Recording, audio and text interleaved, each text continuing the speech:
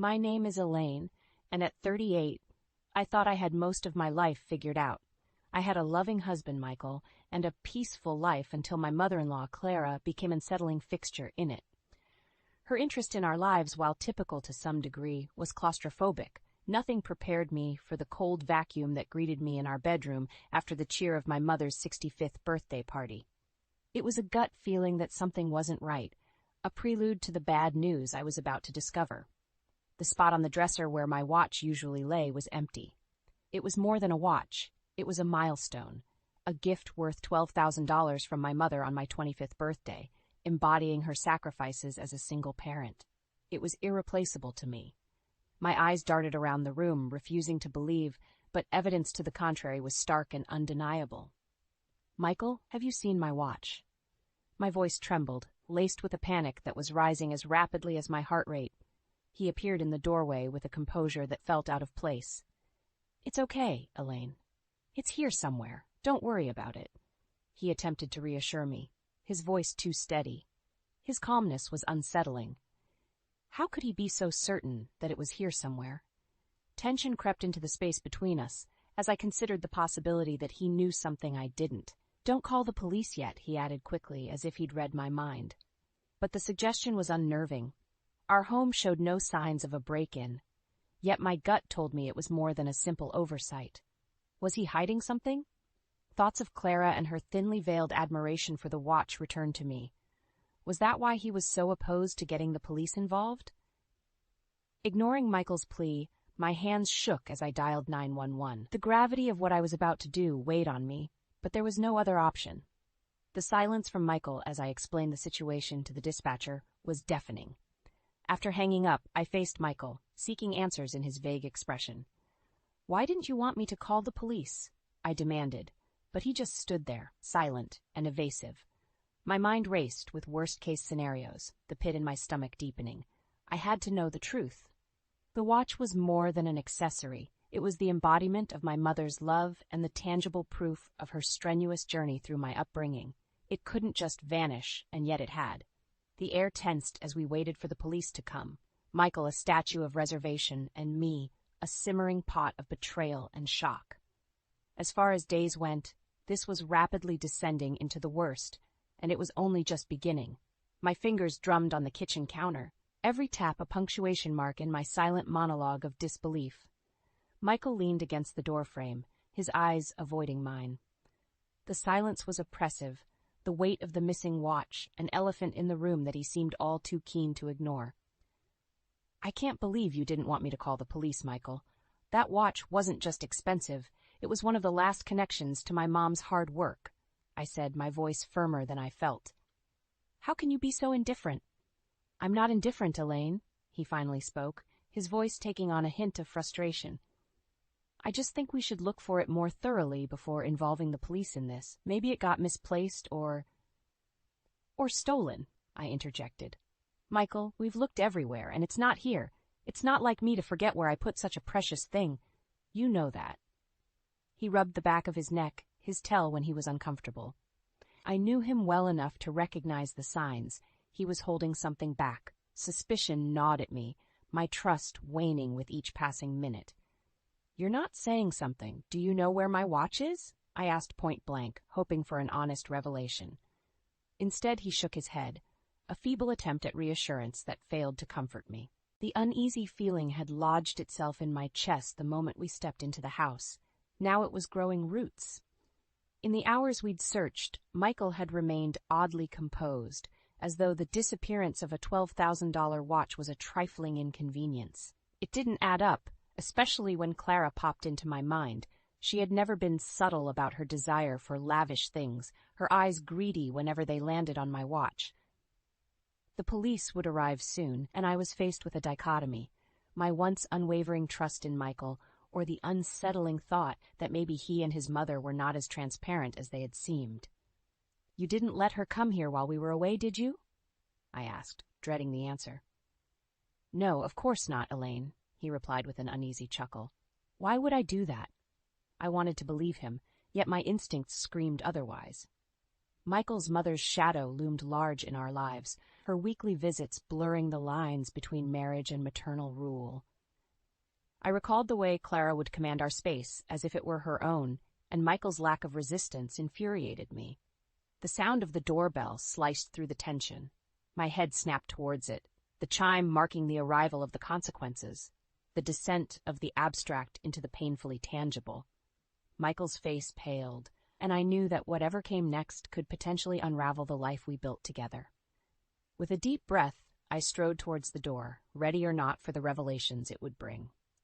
The door creaked open to reveal two uniformed officers, their expressions a blend of professionalism and subdued curiosity. "Ma'am, we received a call about a potential theft?" one of them inquired, glancing from me to Michael, now standing awkwardly behind. "Yes, officers. Please come in," I said, mustering a welcome that my rattled nerves barely supported.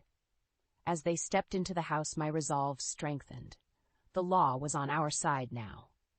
Michael's mother, Clara, had overstepped her bounds one too many times, and if she had taken my watch, justice needed to be served. I led the police into the living room and recounted the events leading to the discovery of the missing watch. They jotted down notes, their eyes occasionally lifting to measure our reactions. "It's an heirloom of sorts," I explained, my throat tightening.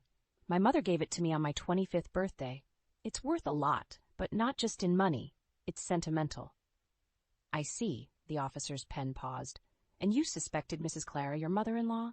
His eyes peered into mine, searching for certainty. I nodded, flashing back to the weekend before. I had caught Clara ogling the watch with an intensity that was discomforting. When she asked to try it on, it almost felt wrong, but I couldn't find a graceful way to say no. There was this one time. My voice trailed off, lost in the memory of pure disbelief when Clara had audaciously said the watch would look better on her wrist and practically demanded I give it to her.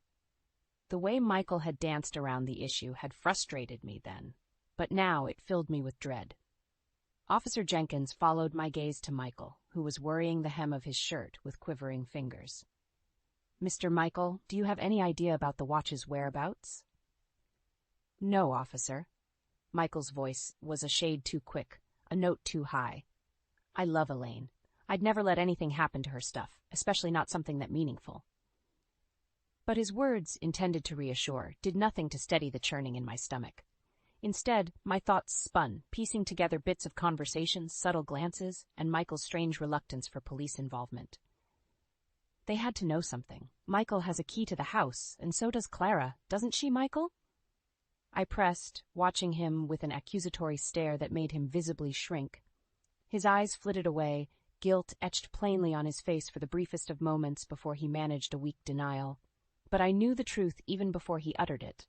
The watch's absence was a confirmation of my fear that Clara's tendrils had reached into the very sanctum of our private life, deforming the sacredness of our space with her manipulation.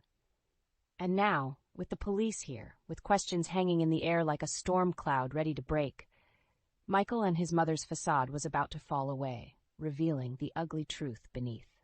The officers exchanged a look that suggested they were no strangers to domestic conundrums woven with deceit. "Ma'am, has anyone else had access to your house recently?" Officer Jenkins asked as he closed his notepad. Only then did Michael speak up, his voice a faint whisper cracking under the intensity of the moment. "My mother has a key," he confessed, his admission hitting me like a sledgehammer to the chest. "What?" I sputtered, my eyes locking onto his in a silent demand for an explanation. "You gave Clara a key, without telling me?" He floundered under my scrutiny, his words tumbling out in a jumbled mess. "I thought it would be helpful. She said she'd help us out around the house while we were away. I didn't think you'd mind." Mind? My entire being recoiled at the betrayal. Never would I have imagined Michael going behind my back like that, especially not to cater to Clara's invasive ways. With every sentence he uttered, I felt the foundation of our marriage crumble. I turned back to the officers, my voice steadying with resolve. "She said she'd been cleaning here over the weekend when we were away. I didn't know. I didn't give her permission." Officer Jenkins took note, while his partner quietly stepped out to make a call. The atmosphere in the room thickened with unspoken truths and suppressed fury. The officers probably saw it all too often, families torn asunder by the very ties meant to bind them, but knowing that didn't make the sting any less acute. "If I could offer some advice," Officer Jenkins began, his tone switching to a gentler timbre, "keep the key issue separate for now. Focus on the missing watch. We'll need to speak with your mother-in-law as part of the investigation." I nodded, feeling the world tilt as my anger with Michael battled against my need to recover the missing piece of my mother's legacy.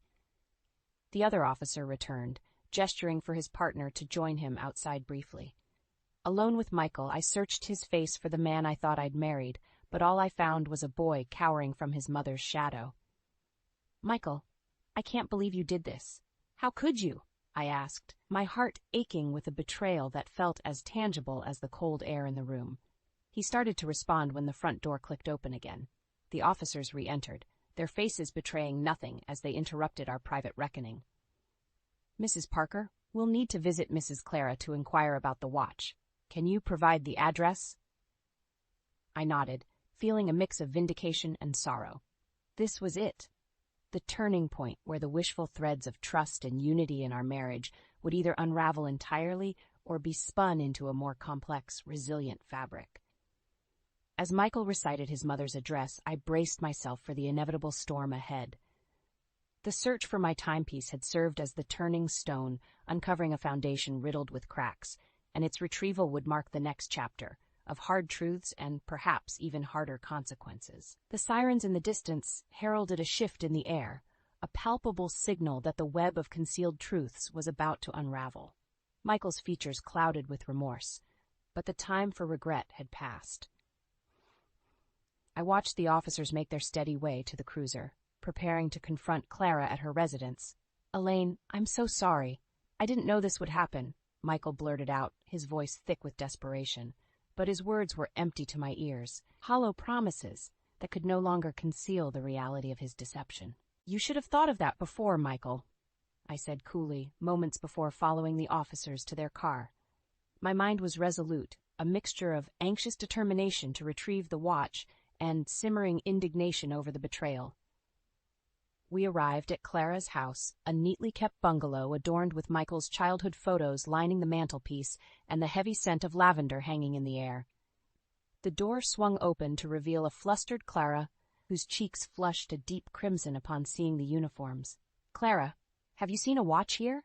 A watch that does not belong to you?" Officer Jenkins asked directly, his gaze sweeping the room for any sign of the coveted possession. Clara scoffed, feigning ignorance. "Why would I have Elaine's watch? Michael, tell them. I don't know what they're talking about." But Michael, now pale as paper, could barely meet her eye, let alone formulate a defense. The room seemed to shrink around us, every ornament and picture frame a silent testament to the secret she had hoped to keep buried. After what felt like an eternity, she faltered under the steely stare of the law. "Fine," Clara conceded, retrieving the watch from a drawer in her living room. It looked out of place amongst the clutter, like a stolen gem among false jewels. As she handed it over, unable to mask the flash of resentment in her eyes, a portion of the tension that had been building inside of me dissipated. My fingers wrapped around the watch, the cold metal banishing the hot flashes of anger that had pulsed through my veins. "We'll need to take you in for questioning, Mrs. Clara," the second officer said, her tone firm but not unkind. The ensuing silence was fraught with the unspoken acknowledgement that things would never be the same again. Clara's shoulders drooped, the fight bleeding out of her as she collected a shawl and followed the officers out the door. Michael and I were left in the wake of the storm. The chasm between us widened beyond repair. He reached out for me, but I stepped back, my gaze locking with his in a moment of lucidity. "I trusted you, Michael," I whispered, the watch in my grip grounding me as I prepared to confront both our futures alone. "But that trust is broken now." The silence settled heavily on my shoulders as I stepped out of the house, leaving Michael behind, the watch safely in my possession, but my heart fractured in ways I hadn't anticipated.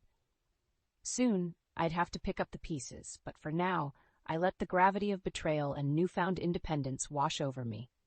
As the officers drove away, the engine's hum and the fading sirens underscored the gravity of what had transpired. In the cool blue twilight of that tumultuous day, I sat on the steps outside Clara's house, clutching the recovered watch to my chest, the timepiece a bitter reminder of the intertwined love and lies that had governed my life. Michael emerged from the doorway, his footsteps hesitant as he approached where I sat. "Elaine," he murmured, his voice laden with regret. I didn't look up.